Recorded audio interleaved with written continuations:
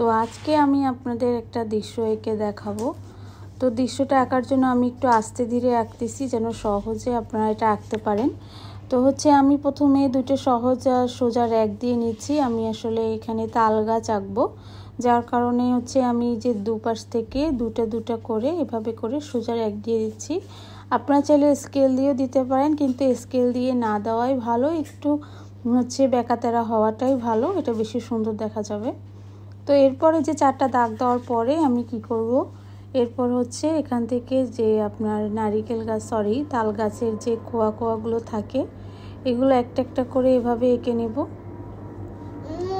এই যে দেখেন, এভাবে আস্তে আস্তে এঁকে নেবেন একটা একটা করে। আমি একটু কাটা করে এঁকে নিচ্ছি, যেটা তাল গাছে যেটাকে বোঝা যায়।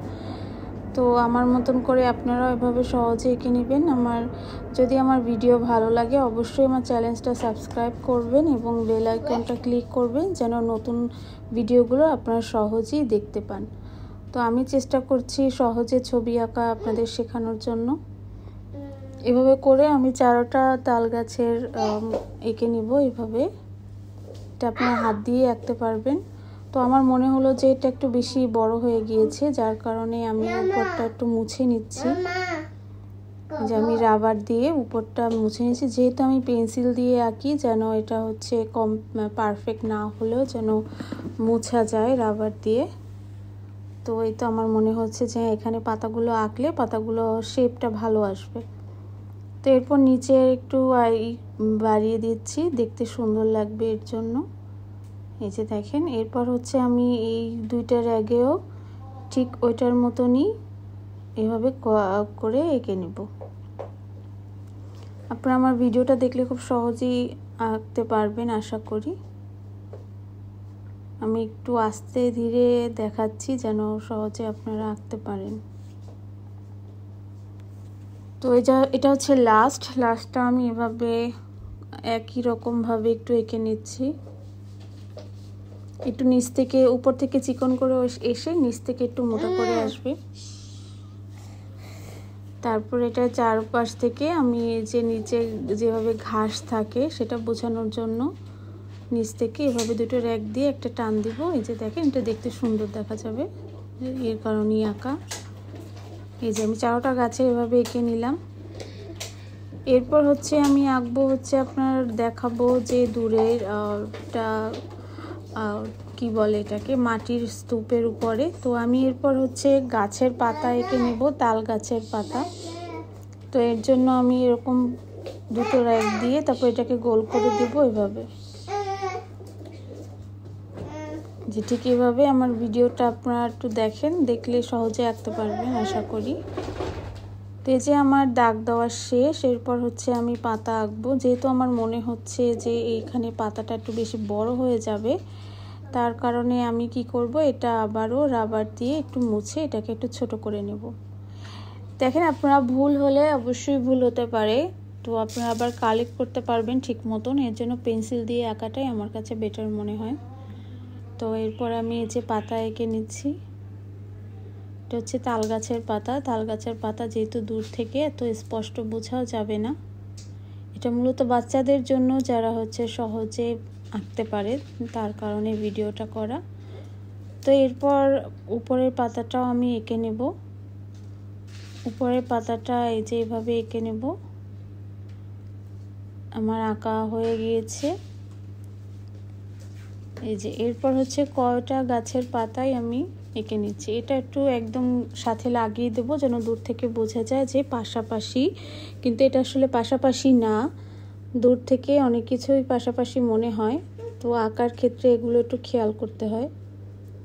এখান থেকে আবার পাতা এঁকে নিচ্ছি, যেহেতু তাল গাছের পাতাগুলো একটু বড় বড় হয়, যার কারণে আমি এভাবে বড় বড় করে পাতাটা আঁকছি।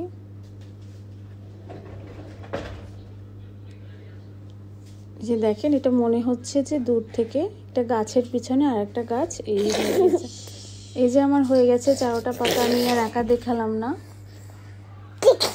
এরপর আমি বুঝাবো যে আপনার দূরে কোনো বড় মাটির স্তূপের উপরে গাছগুলো দূরে বোঝানোর জন্য আমি এখানে এইভাবে এঁকে নেব। যেখান থেকে একটু টান দিব, আবার একটু সোজা করে এসে ব্যাকা করে আবার টান দিচ্ছি। এই যে পুরোটা আমি কভার করে নিব, এতে বোঝা যাবে যে দূরে কোনো একটা উঁচু জায়গার উপরে, পিছনে দিকটা অনেক উঁচু। তো এরপর হচ্ছে আমি কি করব, এই আঁকাটা এখানে কমপ্লিট হয়নি, এখানে আমি একটা ঘর আঁকবো। ও আচ্ছা, এখানে আরেকটু আমার ভুল হয়েছে, যে এখান থেকে আমি দুইটা দেব, ভুলে আমি একটা দিয়ে ফেলেছিলাম, তাই আবার রাবার দিয়ে মুছে নিচ্ছি। রং করার ক্ষেত্রে এটা আর দেখা যাবে না, বোঝা যাবে না যে আসলে এটা আবার মুছে আঁকা হয়েছে। তো এরপর আমি একটা ঘর আঁকবো।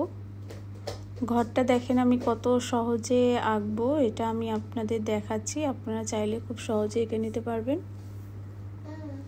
প্রথমে ঘরের চাল এঁকে নিচ্ছি, এই যে সোজা রেখ দিব, তারপর এখান থেকে একটু বেঁকিয়ে দেবো। এই যে এটা হচ্ছে ঘরের চাল, আমি একটু সোজা রেখ দিয়ে নিচ্ছি এখানে। এটা আপনারা চাইলে স্কেল দিয়েও দিতে পারেন, যেহেতু আঁকতে আঁকতে হাতটা একটু সোজা হয়ে গিয়েছে আর কি, যার কারণে হাত থেকে সহজে হয়ে যায় সোজা রেখটা। মাঝে মাঝে হয় না, মাঝে মাঝে হয়। তো এই যে ঘর আঁকলাম, এবার হচ্ছে ঘরের জানালা এবং দরজা আঁকবো। ঘরের জানালা এবং দরজা আঁকার পর এখানে আমি ঘরের পিছন থেকে একটা কলা গাছ বোঝা যাবে, তো কলা গাছ এঁকে নিচ্ছি পিছন থেকে। প্রথমে একটু বেঁকিয়ে একটা দিয়ে এভাবে কলা গাছের পাতাগুলো এভাবে এঁকে নেব, আবার একটু এভাবে বেঁকিয়ে আনলাম, এবার একটু সোজা দিয়ে একটু বেঁকা দিয়ে তারপরে আবার সোজা দিব, আবার বেঁকা দেবো। এই যে তবে কলা গাছের পাতাগুলো সব এঁকে নিচ্ছি একটা একটা করে।